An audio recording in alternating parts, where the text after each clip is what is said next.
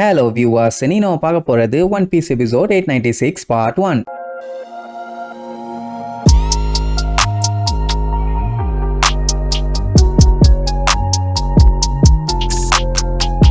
Open பண்ணா போன பாட்டுல நம்ம லூஃபிக்கும் அந்த சிடருக்கும் பயங்கரமா சண்டை ஸ்டார்ட் ஆயிருச்சு. நம்மளால அவன் ஹாக்கி பவரை வச்சு பிளாக் பண்றான், ஒரே பஞ்சு. சோ சத்தம் பட்டால்னு கேட்கும். இங்க கீழே நம்மளுக்கு சத்தம் கேட்டவனே கன்ஃபார்ம் பண்ணிட்டாங்க அது லூஃபி பயதான்னு. அதே நேரம் இவங்கள பாத்தீங்களா எத்தனை பேர்த்த நொறுக்கி வச்சிருக்காங்கன்னு. இவனு அடிச்ச அடிய பார்த்துட்டு மத்த ஆளுகள்லாம் எங்களை மன்னிச்சிருங்க, நாங்க சரண்டர் ஆயிடுறோம் அப்படின்ட்டு மண்டிய போட்டுட்டானுங்க. அட மேட்ரு ஒண்ணும் இல்ல, இவனுங்க யாருமே அந்த சிடரோட ஆர்மியே கிடையாது. இவனுங்களை மிரட்டி சண்டை போட வச்சிருக்கான். அதனாலேயே எல்லாம் கதறுவானுங்க, எங்களை காப்பாத்துங்க, இந்த ஐலாண்ட்ல தேவையில்லாம நாங்க வந்து மாட்டிட்டோம்னு. சோ எல்லாத்தையும் மிரட்டி தான் வேலை வாங்கிட்டு இருக்கான். இங்க லூஃபிக்கும் அவனுக்கும் பயங்கரமான சண்டை. லூஃபிக்கு ஈக்குவலா அவனும் சண்டை போட்டுட்டே தான் இருக்கான். ஏன்னா அவன் தான் பவுண்டி ஹண்டர் ஆச்சு. 99 பேர் இது வரைக்கும் பிடிச்சிருக்கான். சும்மா சாதாரண டெக்னிக்கா யூஸ் பண்ணி பிடிச்சிருப்பான். எப்படியும் சண்டை பயங்கரமா போட்டிருப்பான்ல. சோ அதே மாதிரி தான் லூஃபிக்கும் பயங்கரமா டஃப் கொடுப்பான். இப்ப என்னன்னா இவனுக்கு இந்த மாதிரி பைரட்ஸை பிடிச்சி நிறைய மணி மேக் பண்றதுனால உலகத்துல பைரட்ஸுங்க இல்லாம மக்களும் நிம்மதியா இருப்பாங்க, இவங்களும் பணம் கிடைச்சு செட்டில் ஆன மாதிரி இருப்பானுங்கல்ல. அதனால நான் யாருக்கிட்டையும் தோக்க மாட்டேன்னு சொல்லி கண்டமே நீங்க சண்டை போடுவான். இந்த டைம் போவா ஹன்காக்கு சும்மா தானே இருக்கா. சோ அவளை புடியலான்னு சொல்லிட்டு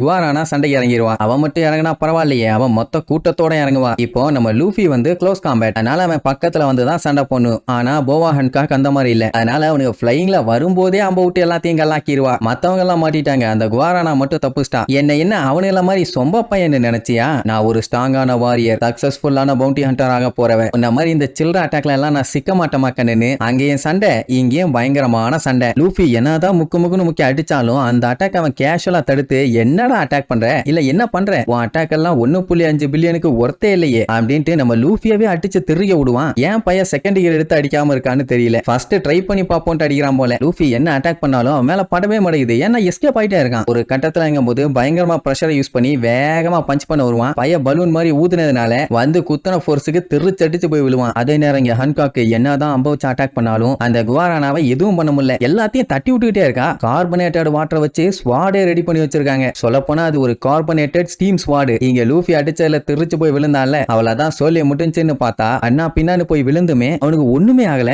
எரும மாடு மாதிரி மறுபடியும் வந்து நிப்பான். ஆமா அவனுக்கு ஒண்ணும் ஆகல. சரி முதுகுல ஏகப்பட்ட டூல்ஸ் போட்டிருக்கான்ல, அது மட்டும் எப்படி டேமேஜ் ஆகாம இருக்குது. சரி பவுண்டி ஹண்டர் தாங்க பண்ணி வச்சிருப்பானா இருக்கும். நம்புவோம் நம்பிக்கைதான வாழ்க்கை. இந்த சிடர் வந்து இதுக்கு முன்னாடி பைரட்டால பயங்கரமா பாதிக்கப்பட்டிருக்கான். அதனாலதான் அவனுக்கு சுத்தமா பிடிக்கல. உங்களை மாதிரி பவர் வச்சிருக்க பைரட்ஸுங்க எல்லாம் கடல்ல இறங்கிட்டீங்கன்னா அதுக்கப்புறம் உங்களால நடக்கிறது அழிவு மட்டும்தான் அப்படின்ட்டு அவன் சொல்லும் போது ஏதோ பிளாஷ்பேக் எல்லாம் மைண்டுக்கு வந்துட்டு போகும். அதனால தான் இவன் பைரட்ஸ் எல்லாத்தையுமே ஹண்ட் பண்றானாமா. அப்படி இன்னொரு காமெடியை கேளுங்க, இவ்வளவு நேரம் அவன் போட்டெல்லாம் சண்டை இல்லையாமா, இதுக்கப்புறம் தான் ஒரிஜினல் சண்டையை போட போறேமா. இந்த சண்டையிலேயே லூஃபியால எதுவும் பண்ண முடியல.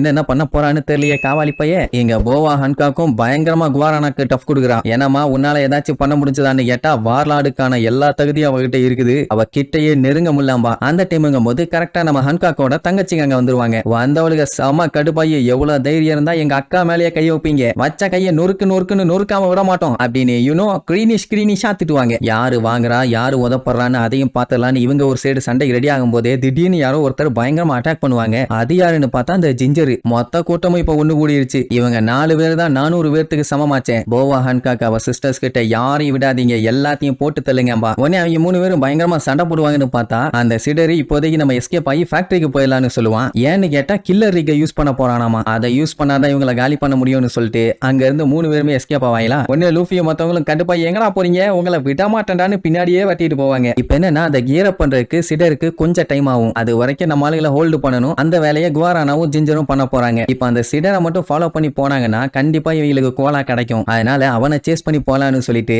லூஃபி ஒரு ஜம்ப போட்டு அந்த ஃபேக்டரியவே உடைச்சுக்கிட்டு உள்ள போயிருவான். இவங்க எக்ஸ்பெக்ட் பண்ணல இப்படி ஒரு ஜம்ப போட்டு அவன் போவான்னு. அவனை தடுக்க போனாங்கன்னா போவா ஹன்காக்கும் உள்ள வந்துருவா. அப்ப இவளை தடுத்தாகணுமே. எல்லாத்தையும் நீங்களே ஆட்டைய போட்டு வச்சுக்கிட்டு ஓவரா அட்ராசிட்டி பண்ணிட்டீங்க, என்கிட்ட அதுக்காகவே வாங்கி கட்டிக்க போறீங்கப்பா. ஆமா நீங்க மட்டும் கோலாவை திருடதானே இங்க வந்தீங்க, ஏதோ பெரிய உத்தமி மாதிரி பேசிட்டு இருக்கேன்னு. நான் என்ன வேணாலும் பண்ணுவேன், ஏன்னா நான் அழகா இருக்கேன்பா. இது வெள்ளையா இருக்கவன் பொய் சொல்ல மாட்டாங்கிற மாதிரிலாம் இருக்குது. சரி இப்ப அவங்களுக்கு சண்டாங்க ஸ்டார்ட் ஆக போகுது. அதே நேரம் அந்த சிடரோட தான் காமெடி. நம்ம லூஃபி எல்லாம் 1.5 பில்லியனுக்கு ஒர்த்தே இல்ல, ஆஹா ஓகோ நாங்க வெளியில சொல்லிட்டு இருந்தால. ஆனா இப்ப அவன் யூஸ் பண்ண போற அந்த கில்லர் ரிக்குங்கிற ஒரு ஆயுதம் வந்து பயங்கர பவர்ஃபுல்லானது. அதை இவனை வச்சு டெஸ்ட் பண்ணலான்னு இப்ப முடிவு பண்ணிட்டான். அவன் தான் டம்மி பீஸ் தானே, அசால்ட்டா போட்டு தாக்க வேண்டியதானே. எதுக்கு இந்த பில்டப்? ஏன்னா அவனுக்கு தெரியும் லூஃபி எந்த அளவுக்கு பவர்ஃபுல்லான ஆளுன்னு. அதனாலதான் கொஞ்சம் பவரோட இறங்குறான். சரி அவன் கியர் அப் பண்ணதுக்கு அப்புறம் லூஃபி எவ்வளவு கஷ்டப்பட்டு மண்டோடைய சண்டை போட போறான்னு அடுத்தடுத்த எபிசோட்ல பார்க்கலாம். டாடா.